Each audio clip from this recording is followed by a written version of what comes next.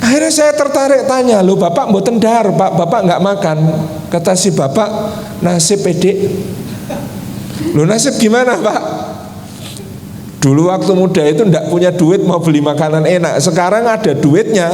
Kalau mau makan gurih, kata dokter jangan pak kolesterolnya.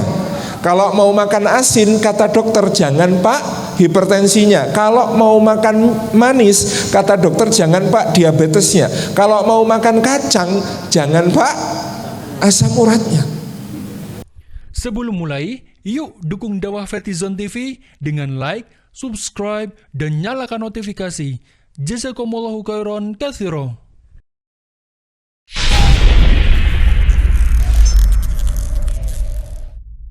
Kasur yang mahal bisa dibeli, kamar hotel yang paling mewah bisa dibayar. Anda nginap di Burj Al Arab di Dubai yang ada banyak merek brand hotel ternama di situ, yang konon salah satu hotel menawarkan layanan bintang 7. Meskipun kalau bintang 7 di Indonesia itu puyer obat sakit kepala gitu. Ya layanan bintang 7 itu pokoknya setara sultan gitu ya. Tetapi apakah tidur di kamar yang semalam bayarnya 350 juta itu dijamin nyenyak? Kalau saya enggak nyenyak, mikir bayarnya. Kalau digratiskan pun mikir, mbok iki dikai mentai wae kan gitu. Mbok dikasih mentahnya saja kan gitu. Tetapi nikmatnya tidur itu Allah yang memberi dan yang membagi. Anak pemulung, bantalan kayu, alasnya kardus, selimutnya koran, itu bisa lebih nyenyak daripada yang tidur di situ. Buktinya nyenyak, dibangunkan susah. Karena alas tidur paling nikmat itu yang ngantuk. Karena lauk yang paling lezat itu ya rasa lapar. Dan itu Allah yang membagi dan Allah yang memberikan. Rezeki itu jaminannya Allah. Maka rezeki kadang-kadang bukan soal memiliki apa, punya omset berapa, punya aset berapa, punya revenue berapa. Kadang-kadang bukan itunya.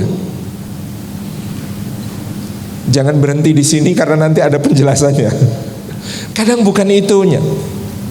Saya sering menceritakan kisah ini karena memang kisah yang sangat berkesan. Satu saat di tahun 2008 saya tidak kebagian tiket kelas ekonomi. Ya terpaksa beli kelas bisnis. Tapi ya bukan saya yang bayar. Duduk di kelas bisnis, di samping saya seorang bapak usia 50-an akhir. Saya namanya Cah Deso. Di kelas bisnis itu ya juga alhamdulillah merasa bersyukur. Karena kalau di kelas bisnis itu waktu itu saya lebih muda daripada sekarang ya. Itu nggak ketemu pramugari. Ketemunya itu budinya pramugari gitu. Sudah senior itu. Jadi akhirnya kemudian disajikan makanan seperti ini, telenik kecil-kecil, saemploan. Ya saya adanya enak sama enak banget. Sebelah saya si bapak menolak semua makanan, ngambil gelas isi air putih, tapi sambil minum air putih itu menatap saya yang ngimul makannya begitu demenake itu dengan pandangan senewen. Akhirnya saya tertarik tanya, "Loh bapak mboten dahar pak, bapak nggak makan?" Kata si bapak, "Nasib edik." "Loh nasib gimana pak?" "Dulu waktu muda itu ndak punya duit mau beli makanan enak. Sekarang ada duitnya. Kalau mau makan gurih, kata dokter jangan pak kolesterolnya. Kalau mau makan asin, kata dokter jangan pak hipertensinya. Kalau mau makan manis, kata dokter jangan pak diabetesnya. Kalau mau makan kacang, jangan pak asam uratnya." Obrol punya obrol, nantinya saya tahu dia direktur utama sebuah BUMN. Gajinya waktu itu sekitar 200 juta per bulan. Saya lalu bercanda biar akrab begitu. "Loh pak belum preso ya pak ya? Kacang itu menurunkan asam urat loh pak." "Masa lah dek menaikkan lah." "Menurunkan pak." "Menurunkan gimana?" "Dari perut turun ke kaki pak." Sampean nih loh. Akhirnya cair, ngobrol asyik. Terus saya mengatakan kepada beliau, lah iya loh bapak ini bekerja membanting tulang sampai linu-linu, memeras keringat sampai kering gitu. Terus nanti bapak umur 60 pensiun, di depositonya kumpul 2 triliun. Amin deh amin, tapi besok paginya wafat. Kok doanya jelek toh dek? Bukan doa pak, cuma umpamanya. Terus yang 2 triliun bapak kumpulkan dari pekerjaan bapak semuanya itu, numpuk-numpuk itu, banting tulang sampai linu-linu, meres keringat sampai kering itu rezekinya siapa pak? Loh ya rezeki saya toh dek? Ya enggak, oh bapak meninggal kok. Rezeki anak saya kalau gitu.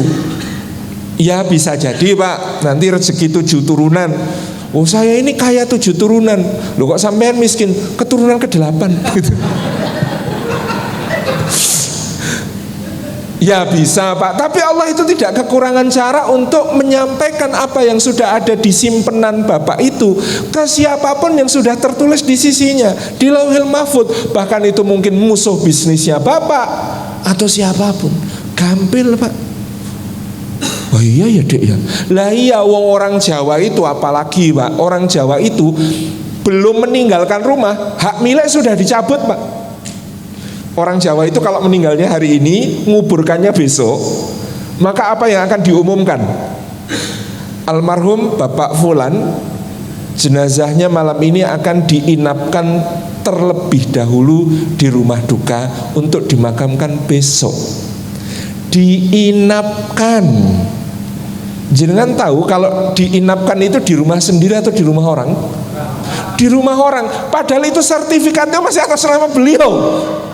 Tapi begitu nafasnya berhenti, hak miliknya dicabut. Statusnya penginap. Dan nggak ada keluarga yang mau dia nginap lama-lama itu. Cabut semuanya. Oh iya ya dek ya, terus gimana dek? Makanya pak, kalau punya harta itu jangan ditinggal di dunia. Kalau punya harta itu dibawa mati aja pak. Loh, sampean ustadz dek? Ya kalau ngajar TPA pernah pak saya gitu. Jadi anak-anak kecil itu manggil saya ustadz. Oh lah kok ajarannya mas ustadz ini beda sama pak kiai, para ulama-ulama itu. Bedanya gimana pak?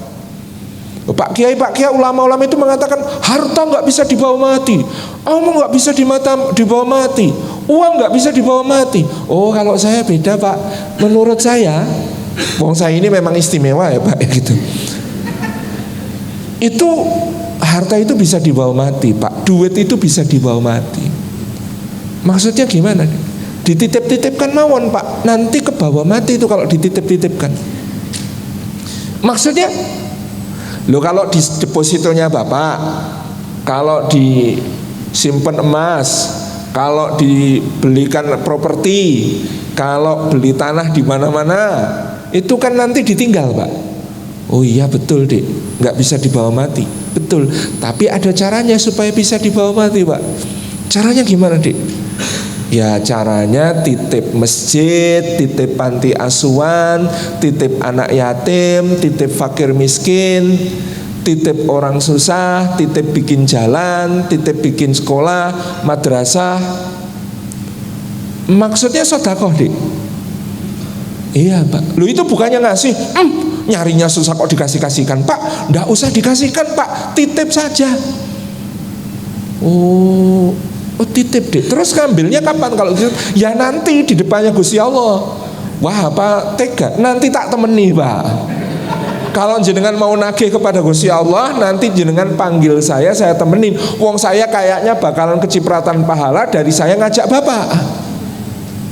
Oh gitu ya. Jadi itu titip aja pak. Jadi akadnya titip nggih pak, titip nggih mas, titip nggih bu. Oh iya. Ya nanti sedikit-sedikit tak titip deh. Oh, mosok titipnya cuma sedikit. Wong itu titip kok nanti mau diambil lagi kok ya ngitung sedikit-sedikit. Oh iya ya dek ya banyak ya dek. Oh banyak pak. Banyaknya saya beda sama bapak, banyaknya bapak. Jadi kalau saya nanti gitu ya diaudit, kira-kira kekayaan saya 1/100.000-nya Bapak. Jadi kalau saya infak 100.000, nanti saya kabari Bapak infak 100 miliar. Oke Pak? Wah kok berat dek. Oh ya 100.000 saya keluar sama Bapak keluar 100 miliar itu rasanya sama ya Pak. Mosok. Ya didoakan Pak biar saya juga ngejar Bapak. Nanti kan lama-lama kita perasaannya sama-sama akrab.